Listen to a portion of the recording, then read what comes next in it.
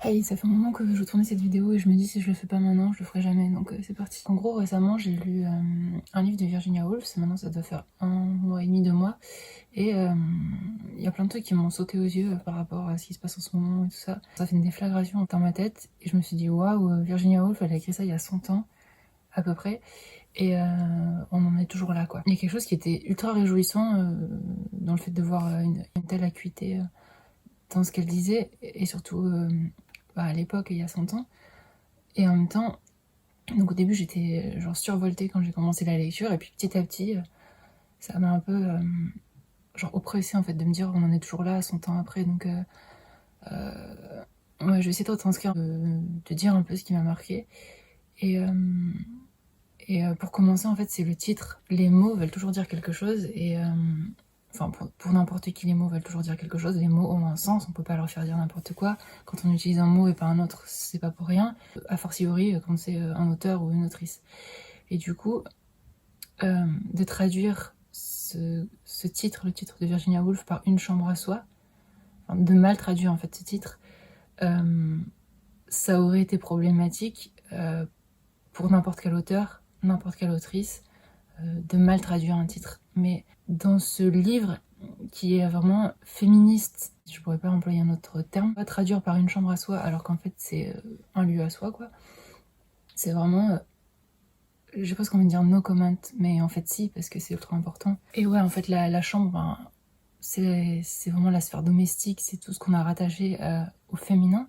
Donc la chambre, la sphère domestique, le soin des enfants, faire à manger, faire le ménage, faire les repas, toutes ces charges mentales-là qu'on a attribuées aux femmes, et on a enfermé les femmes dans le foyer, dans cette sphère, dans la domesticité.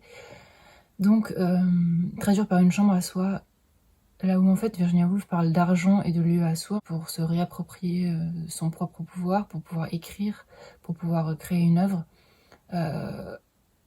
Bah, du coup, c'est ultra problématique d'avoir utilisé le mot ou le terme chambre, alors qu'en fait c'était un lieu. Et il faut savoir qu'il y a d'autres moments dans le livre où elle veut parler de la chambre, et justement c'est bedroom, quoi. C'est pas le terme qu'elle avait utilisé là. Donc une chambre et un lieu, c'est pas la même chose. A fortiori quand on parle du coup d'un travail féministe, et que les femmes ont toujours été empêchées dans n'importe quel domaine, mais encore plus dans la création. Le livre de Virginia Woolf part d'une réflexion sur la place des femmes dans la fiction. C'est Les femmes et la fiction. C'est un livre de commandes, c'était des conférences à la base, et elle imagine un personnage pour répondre à cette question, pour répondre à cette étude sur les femmes et la fiction. Elle emprunte la fiction, ce qui montre que la fiction est essentielle, et qu'on en a besoin, et que du coup qu'il n'y ait pas de femmes dans la fiction, ou si peu de femmes dans la fiction, si peu de femmes visibilisées en art, que c'est ultra problématique. Ça commence par son personnage. Elle dit peu importe son nom. Elle-même dit peu importe son nom. Mary Seton, elle lui donne plusieurs noms de famille. En gros, c'est une Mary. Cette femme va s'asseoir au bord de l'eau. Et Virginia Woolf, elle écrit dans le stream of consciousness, c'est-à-dire le flot des pensées. Elle retranscrit hyper bien comment une pensée se forme, s'élabore, se casse, s'arrête, reprend dans un esprit humain. Et jusque-là, c'est un peu comme dans le Ulysse de James Joyce. Et jusque-là, quand des romanciers ou des écrivains retranscrivaient ce qui se passait dans les pensées d'un personnage, c'était ultra romancé, et ça se passait pas du tout comme ça dans la réalité. Et avec le stream of consciousness, on a vraiment cette idée, enfin ces pensées qui butent, qui avancent, des fois qui font des liens, d'un coup qui font plein de liens, plein de croisements, et c'est ultra joyeux, mais des fois ça bute, des fois ça s'arrête, des fois c'est empêché, ne serait-ce que par les circonstances extérieures. Et ça c'est hyper important pour tout ce qu'elle va dire après. Donc son personnage s'assoit au bord de l'eau, puis elle commence à avoir des pensées, elle assimile sa pensée à un petit poisson en fait qui naviguerait dans le flot et dans le flux comme ça de l'eau à côté de laquelle elle se trouve. Et justement à un moment, ça commence à bouillonner dans sa tête, donc elle dit qu'il faut qu'elle se lève pour marcher, parce que ses pensées sont trop... voilà, elles arrivent trop vite et tout. Donc déjà ça c'est super intéressant de voir comment les pensées changent en fonction de l'environnement, de ce qui nous entoure, mais aussi en fonction du corps qui est en mouvement, assis du coup par terre, ou en mouvement. Donc là, quand ses pensées commencent à bouillonner, elle se lève pour marcher, et donc elle se met à marcher. Et là elle avance, en fait elle se trouve sur le campus d'un collège, donc genre d'une université, qui s'appelle Oxbridge. C'est un lieu qu'elle a inventé et qui fait référence à la fois à Oxford et à Cambridge, mais en fait ça pourrait être n'importe quelle université. Enfin, c'est un détail, quoi. Et du coup, elle se lève pour mieux penser, pour marcher, etc. Et elle commence à marcher sur le gazon. Et d'un coup, elle voit un homme qui fait de grands mouvements et elle comprend pas ce qui se passe parce qu'elle est dans ses pensées. Et du coup, première fois elle utilise le terme intercepté. C'était traduit comme ça par Marie Darrieussecq. Et donc, elle est interceptée. Interceptée dans ses idées. Ses idées sont coupées en fait par cet homme qui gesticule et elle comprend au bout d'un moment que elle n'a pas à se trouver sur cette pelouse parce qu'elle est une femme et parce que cet endroit est réservé. Enfin, le collège de toute façon est réservé aux professeurs et aux étudiants. Puis en plus, elle écrit professeur avec un majuscule et étudiant avec une majuscule parce qu'évidemment il n'y a pas d'étudiante. Donc première fois qu'elle explique que donc à travers ce flot de conscience et ces pensées qui passent, si on rate une idée, il se peut qu'on la rate pour toujours en fait. Et donc ouais, elle est interceptée, elle précise par un homme, et puis comme elle le décrit, c'est assez incisif, quoi. Et donc elle est coupée par cet homme intercepté. Donc première fois, en fait, que sa pensée, déjà, est coupée donc par un homme. Ensuite, elle avance, et elle réfléchit à la fiction, etc., puisque c'est son thème et son étude, et elle se rend, du coup, presque naturellement vers la bibliothèque d'Oxbridge. Et elle pense, en fait, vu qu'elle travaille sur la fiction et qu'elle veut en dégager quelque chose, elle se dirige vers la bibliothèque, à la fois pour tous les ouvrages qui s'y trouvent, et aussi pour... vu qu'elle a été coupée dans sa pensée, quand on y réfléchit, le lieu des recherches, le lieu des études et le lieu du calme, c'est la bibliothèque. Donc à la fois pour les ouvrages qu'elle pourrait trouver, et pour le lieu, en fait, qui est le lieu prédisposé et le mieux pour pouvoir faire des recherches, etc. Elle se rend à la bibliothèque d'Oxbridge. Et là, il y a une deuxième fois qu'elle est empêchée dans sa recherche sur les femmes et la fiction, et déjà pourquoi il n'y a pas de femmes dans la fiction, ou si peu, comme il y en a si peu en art, etc. Pourquoi, comment on a été empêché, etc. Donc on commence à réfléchir à ça. Une première fois, on est coupé par un homme parce qu'elle n'a pas le droit d'être ici, et une deuxième fois, sur le seuil de la porte de la bibliothèque, le gars quoi, qui garde la bibliothèque, de l'entrée, lui dit qu'en fait les femmes ne sont pas admises, à part si elles sont accompagnées, ou si elles ont une lettre de recommandation. On comprend déjà que les femmes sont empêchées dans leur désir d'écrire, que les femmes n'étudient pas, ne peuvent pas étudier, que les femmes sont réduites à la sphère domestique. Mais en fait, même si on veut réfléchir à pourquoi les femmes sont si peu présentes en fiction, et en fait on est aussi empêchées. Donc c'est-à-dire que les femmes n'écrivent pas, les femmes ne peuvent pas être artistes, mais en fait les femmes ne peuvent pas non plus savoir ou étudier pourquoi elles ne peuvent pas arriver à être artistes. Et donc elles sont coupées une première fois par un homme, et une deuxième fois elles n'ont pas le droit d'aller à la bibliothèque, ce qui place les femmes en fait dans un statut d'éternel mineur, comme on le dit parfois, je crois que c'était dans le code de Napoléon. Et donc elle n'a pas le droit d'étudier, elle n'a pas le droit de rentrer dans la bibliothèque à moins d'être accompagnée ou d'avoir une lettre de recommandation, ce qui veut dire être validée et que son travail ou ses travaux ou sa recherche soient validés par un homme.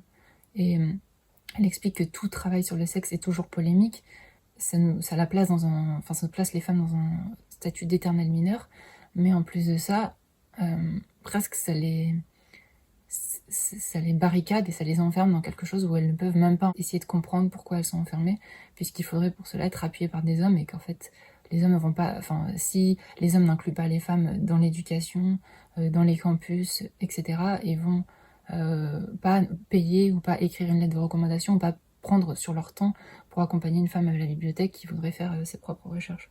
Donc ça déjà, ça commence comme ça, et c'est ultra puissant en fait, et ces descriptions sont, presque dans les premières pages, c'est condensé sur tout ce qu'on pourrait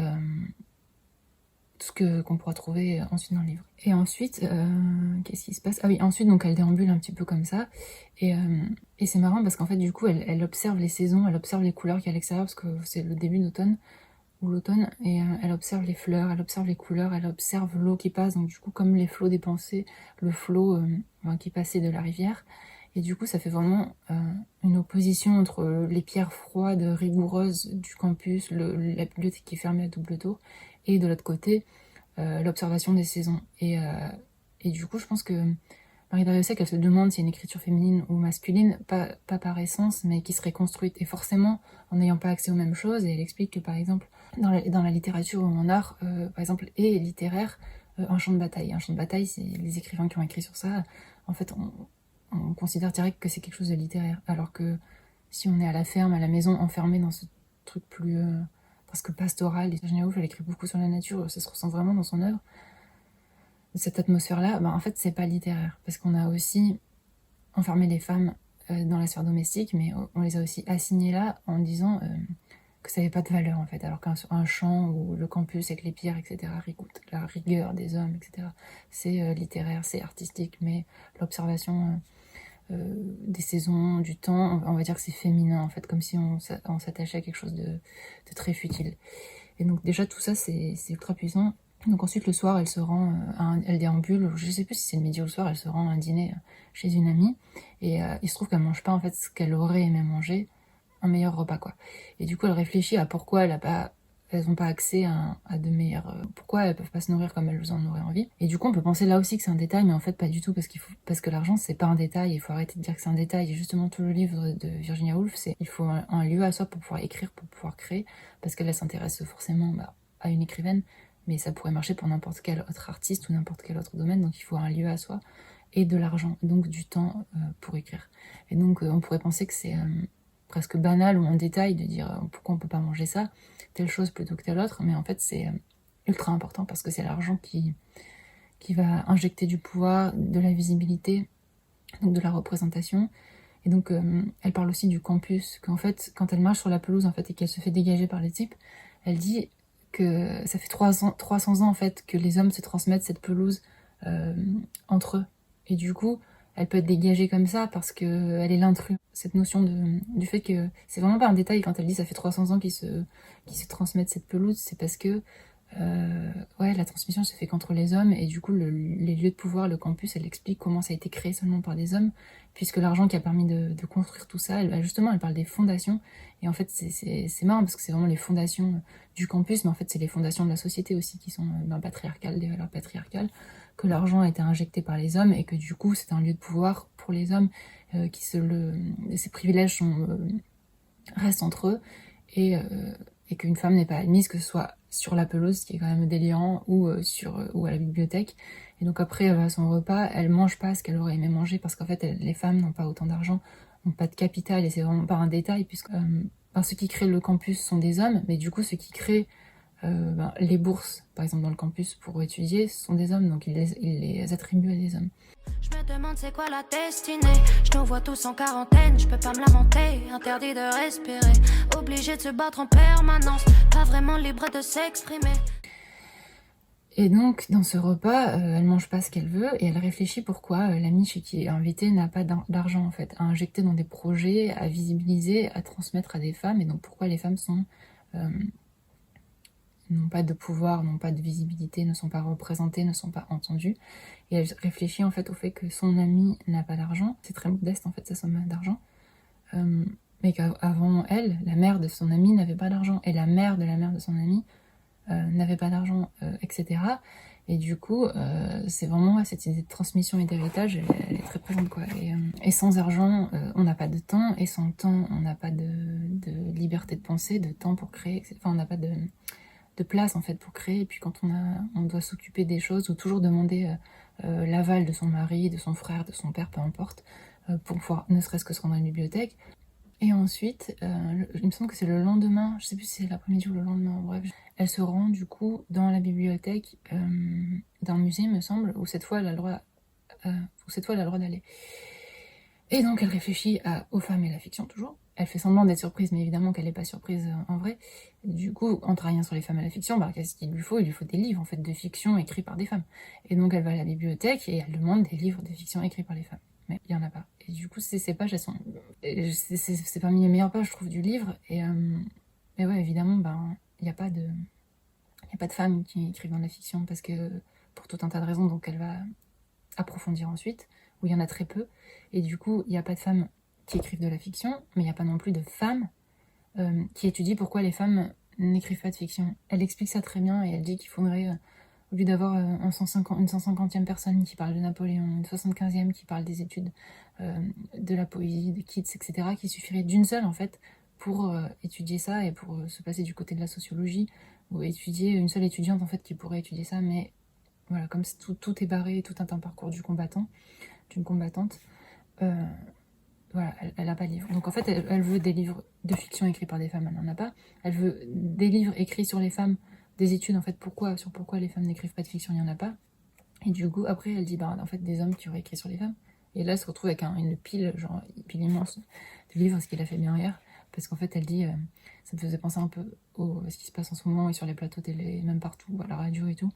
Genre, que quand on parle des femmes et de la place des femmes, en fait, c'est tout le monde qui parle, qui jacte, mais il n'y a pas les concernés, en fait. Et ça peut marcher pour les femmes, mais pour d'autres personnes. Et donc, elle arrive, enfin, c'est vraiment épuisant, rien que de raconter toutes ces étapes, ça m'épuise.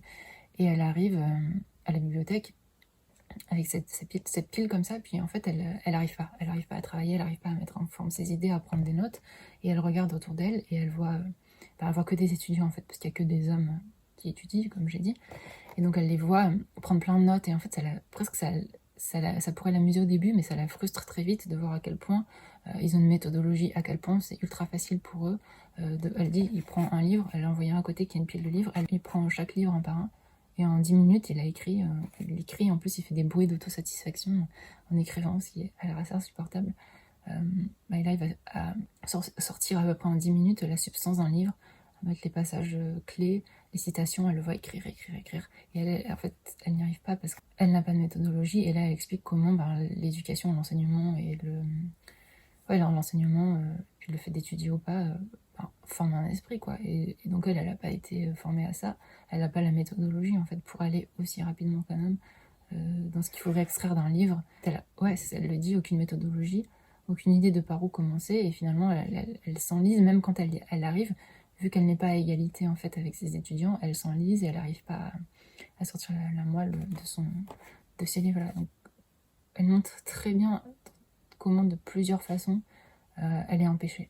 Que ce soit par l'argent, que ce soit par le temps, que ce soit par le lieu, que ce soit par la domination masculine et patriarcale, par l'absence de bourse, par l'interdiction d'aller à la bibliothèque, l'interdiction de marcher sur la pelouse, l'interdiction d'étudier, le fait que l'argent se soit transmis de père en fils depuis des générations et des générations, comme la pelouse s'était transmise d'homme en homme sur 300 ans. Ce qui s'est transmis chez les femmes, c'était le soin des autres, c'était faire le lit, c'était faire à manger, c'était s'occuper de toute l'éducation des enfants, mais pas l'éducation de son propre esprit, pas de temps de lecture pour soi, etc. Et ensuite, elle arrive... du coup, elle parle de tous ces hommes, en fait, qui font que parler des femmes. Et elle dit, ça a l'air d'être un sujet si inintéressant, les femmes, si nul, mais en fait, énormément d'hommes parlent dessus. Et elle parle aussi de cet écart entre le fait que dans la vie réelle, comme j'ai dit, les femmes soient empêchées, interceptées, etc. Et qu'en même temps, dans les œuvres artistiques, et du coup, là, en l'occurrence, littéraires, que les femmes soient toujours... encensée par les hommes, et du coup elle voit un immense écart entre la façon dont les femmes sont traitées en littérature, qui sont des muses, donc là elle cite plein d'œuvres majeures qui ont pour titre une femme, ce qui paraît ouf, comparé à la réalité où les femmes sont pas intéressantes, quoi, semblent pas intéressantes pour les hommes. Et du coup, elle s'amuse un peu de tout ce que les hommes peuvent dire à propos des femmes, sans que les femmes elles-mêmes puissent s'emparer de leur propre cause, de leurs propres conditions, et écrire sur ça. Donc après, elle arrive un moment où elle parle d'un homme qui dit que, je sais plus les termes exacts, j'essaierai de le mettre, qui dit qu'en gros, il n'y a jamais aucune femme qui a eu le talent et l'envergure de Shakespeare, qu'il n'y en a jamais eu dans le passé, qu'il n'y en a jamais eu au présent et qu'il n'y en aura jamais.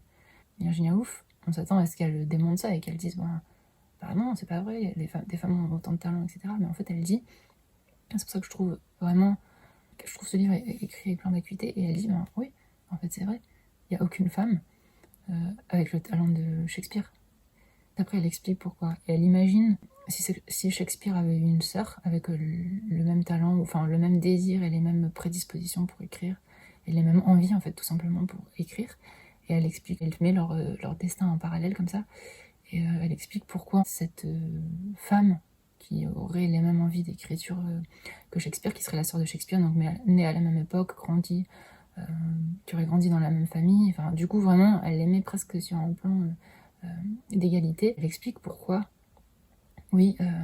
sa sœur n'aurait pas pu atteindre ce que Shakespeare a atteint, et donc elle explique qu'à chaque fois qu'elle aurait voulu se mettre à écrire, en fait elle aurait été appelée pour repriser des chaussettes, pour aller faire à manger, pour aller faire ci, pour aller faire ça, comme si notre temps et notre volonté de faire quelque chose ne comptait pas par rapport au garçon qui a la bibliothèque ouverte et tout son temps tout son temps qui lui incombe et qui reste et qui peut occuper comme il veut. Donc toute cette façon d'être sans cesse coupée. Et du coup, elle parle aussi des femmes, qu'il y a très peu de femmes qui ont réussi à écrire, qui ont passé toutes ces barrières, mais il y en a quand même quelques-unes, genre ultra déterminées, qui ont réussi à écrire, puisqu'on en connaît quelques-unes. Et donc là, elle parle de Jane Austen, etc., etc. Et notamment d'une qui écrivait, donc du coup sans lieu à soi, et qui écrivait en étant constamment coupée, qui écrivait au milieu des enfants, au milieu du salon, au milieu des domestiques qui passaient, enfin de tout le monde, et tout le temps, en étant tout le temps coupée, et qui en plus cachait, dès que quelqu'un passait, cachait ce qu'elle écrivait sous un buvard, parce que voilà, elle n'avait pas vraiment le droit d'écrire, quoi. Et du coup, elle dit c'est fou, parce que y a toutes ces barrières, mais après, il faut arriver à être sans cesse coupé sans que ça se ressente, parce que quand on écrit, ça se ressent, et à la lecture, après, ça se ressent. Et elle dit c'est fou, je sais plus si c'est Jane Austen ou si c'est l'autre, et c'est fou parce qu'en fait, après, à la lecture, ça se sent pas du tout qu'elle a été coupée, mais que globalement, les œuvres des femmes, si, ça va se sentir qu'elles ont été coupées à un moment donné, ou que ça a été intercepté, ou alors, si c'est pas ça, elle dit que leurs œuvres, au lieu d'être des œuvres comme celles des hommes, qui parleraient voilà, d'une histoire, d'une grande aventure, etc. Bon, déjà, c'est très compliqué parce que les femmes ne peuvent pas partir à l'aventure, ne partent pas voilà, comme elles en ont envie, etc. Mais en plus, elle dit que l'œuvre va forcément parler un petit peu de cet empêchement, puisqu'on ne peut pas avoir ce rapport au monde complètement différent sans que ça se ressente dans l'écriture et que ça se ressente, que ça teinte, mais d'une façon négative, hein, elle dit, l'œuvre en fait de fiction de la femme. Et donc par exemple, elle, quand le personnage du début du livre est refusé à la bibliothèque, elle part genre, en étant super frustrée et en colère, et elle se fait le serment qu'elle ne retournera jamais dans cette bibliothèque. Et elle dit quelque chose du style que rageusement, elle se dirait qu'elle n'y retournerait jamais. Donc ouais, ça porte une grande colère et une rage, et en même temps une frustration et une humiliation permanente d'être coupée, d'être empêchée, d'être... empêchée, c'est vraiment le mot que je trouve qui définit le mieux. Et que du coup, si jamais on arrive à écrire malgré toutes ces barrières, ça va forcément être teinté de toute cette expérience et de ce rapport au monde complètement enfermé, complètement sous cloche, l'éternel mineur, et que la rage va retranscrire, et que du coup, ça pourrait être positif, mais que du coup, si c'est perpétuel et que très peu de femmes arrivent à être publiées, puis à passer la postérité et tout, et que leurs œuvres portent ça, au lieu d'éclore avec toutes leurs idées, leur génie, leur talent, ça va porter un peu ce fruit abîmé de la rage de ce qui s'est passé avant. Et donc, elle imagine le destin de la sœur de Shakespeare, qui en fait serait empêchée par les parents, puis empêchée par la personne qu'elle rencontrerait, puis qui n'aurait même pas les mêmes possibilités en arrivant à Londres, dans les théâtres, que Shakespeare, qui très vite a travaillé dans un théâtre, il me semble, puis après est passé comédien, puis après elle écrit. En fait, une femme, elle pourra pas passer ces choses de la même manière, puisqu'elle sera pas embauchée. Et les seules fois où elle sera prise, elle sera humiliée, ce sera hypocrite en fait, ce sera pour l'utiliser, et que du coup elle imagine se retrouver avec un mec qui dirigerait le théâtre, et de qui elle tomberait enceinte, et que finalement elle finirait suicidée.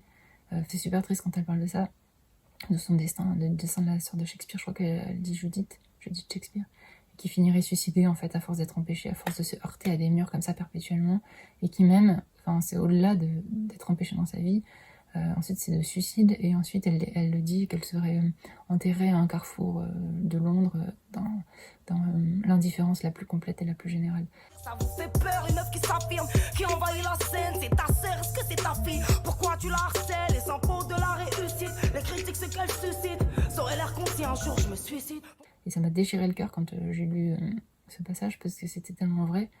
Et on sait que les femmes en art se sont fait spolier, se sont fait voler leur travail, ont fini en fait persécutées, que ce soit par l'extérieur, mais après ça devient de soi en fait. Quand on a eu que ce rapport-là au monde et que cette expérience-là du monde, la persécution et la domination qui sont d'abord extérieures, après ça transparaît, ça laisse des séquelles dans le cerveau. Et je pensais à, pour les plus connus, Camille Claudel, qui a été complètement volée par Rodin entre autres, qui a fini à l'asile enfermée avec son frère, il me semble qu'il venait à peine la voir, Dora Maar et Picasso et toutes les femmes qu'il a usées. D'ailleurs, il y a beaucoup de gens qui se sont suicidés après sa mort à lui.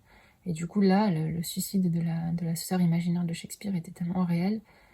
Et Et aussi, ça m'a déchiré le cœur parce que Virginia Woolf qui écrit ses pages avec tellement d'acuité, et c'est ouf d'avoir écrit ça il y a 100 ans avec tellement d'acuité, tellement de détails comme ça réels.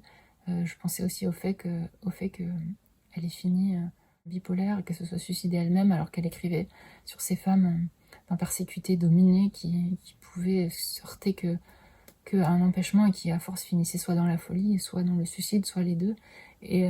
Et du coup, ce qui était déjà super triste pour cette sœur imaginaire de Shakespeare, ça devient super triste quand on pense, parce qu'au moment où Virginia Woolf écrivait ces lignes, évidemment qu'elle savait pas comment elle allait finir, et nous, on lit ces lignes en sachant qu'elle a fini suicidée, qu'elle s'est noyée, voilà, parce que ça n'allait pas du tout, parce que elle avait des troubles, etc. Et c'était vraiment oppressant en fait. Au début, je trouvais ça génial, puis au moment, c'était juste oppressant de se rendre compte que c'était toujours aussi réel et que ça allait arriver en fait à l'autrice même de ces pages. Apparemment, le talent ça paye plus. Je fais 2 fois plus de boucans quand tu crois que je suis la vieille pute, l'alpha. Je préfère pas compter le kick pour ameuter le public, j'ai dû être très technique. Et ce que je voulais dire aussi, c'est quoi? C'est que...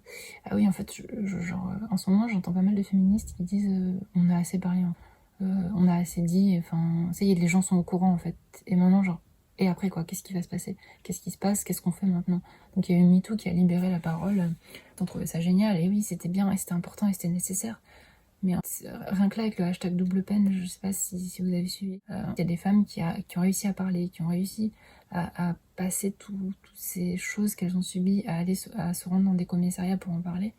C'est la double peine parce qu'on les a pas crues, on les a humiliées, on les a pas soutenues. Et du coup, Lorraine Bastide, qui a le podcast et l'émission La Poudre, qui a fait intervenir des femmes, sa nouvelle saison là s'appelle MeToo et après, je crois. On est au courant en fait des dominations, mais maintenant il faut que ça passe par des choses concrètes. Et c'est là que je trouvais Virginia Woolf ultra actuelle, c'est qu'elle dit on a besoin d'un lieu à soi, on a besoin d'argent pour écrire, pour créer. Et c'est pas juste de l'espace mental qui est évidemment quelque chose dont on a besoin, mais en fait il faut des choses concrètes au bout d'un moment. Et j'avais l'impression que Virginia Woolf elle disait déjà ça il y a 100 ans. Et c'est vrai qu'on a tendance à dire, surtout quand on crée, et puis quand on est une femme, à toujours se rabaisser, ou à dire moi je fais pas ça pour l'argent, moi j'ai pas besoin d'argent. Moi la première, j'ai fait ça en me disant, je disais souvent je fais pas ça pour l'argent, ou l'argent ne m'intéresse pas, ou je peux vivre avec pas énormément d'argent.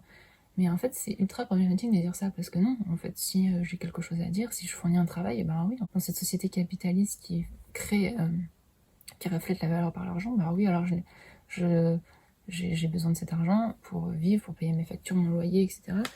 Et j'en ai besoin aussi pour refléter ma valeur. Il faut arrêter de s'écraser et de dire on n'a pas besoin d'argent. Bah si, vas-y, allez, donnez-nous du fric, quoi. Bébé, compte les billets sur la table. Faut payer facture, faut payer essence, faut payer loyer, faut payer la conso. J'ai acheté la voiture, 13 000 €, faut payer l'assurance. Bébé, compte, acheter le terrain, construire la maison, faut payer les taxes. Bébé, compte, Gucci, Burberry, Louis, dans la manche, je veux de la concurrence. Bébé, compte, battu pour ton dû, divise en deux, faut donner à l'État. L'argent est dehors, toutes les saisons, j'ai quitté la maison et j'ai raison. Je veux me refaire, j'aime bien me saper, papa assommé, faut partager. C'est ça, quoi. Maintenant, on a assez parlé. Faut des actions, faut de l'argent, faut nous donner des lieux d'exposition, des lieux de création, des projets, des bourses, etc.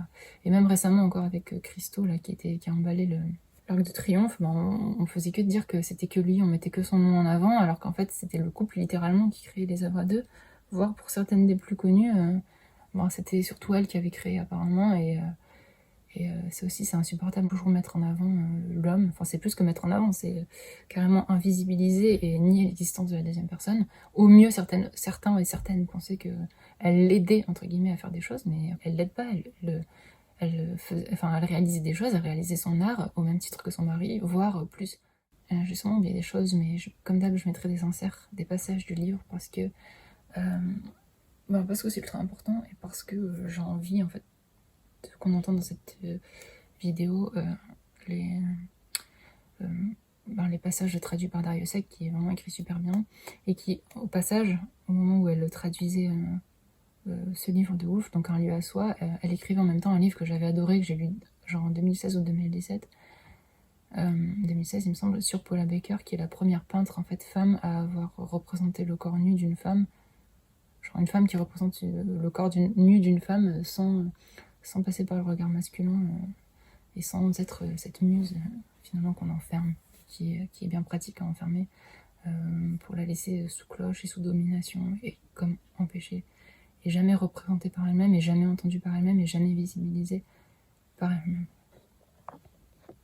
Je prendrai l'oseille sur mes visas. T'es pas des notes si t'es pas fiable. Je distribue quand j'ai la paye. Aucun de ces connards ne m'achète. Moi j'ai grandi, je prends des virages. Je laisse pas les miens sur le rivage. Je suis partie seule à la guerre. Je retournerai pas dans la merde. Tu sais que j'ai pas de limite, j'ai pas de feeling quand je suis busy. Hey. J'entends pas les critiques, je vise les millis, je suis pas d'ici. Ouais, bien sûr, je sens solo depuis le Covid. Je rêve de tout quitter. Vu qu'on devient tous locaux, je peux pas sombrer, je me dois tout niquer. J'écoute plus tes feelings, j'ai pas de limite, j'ai pas de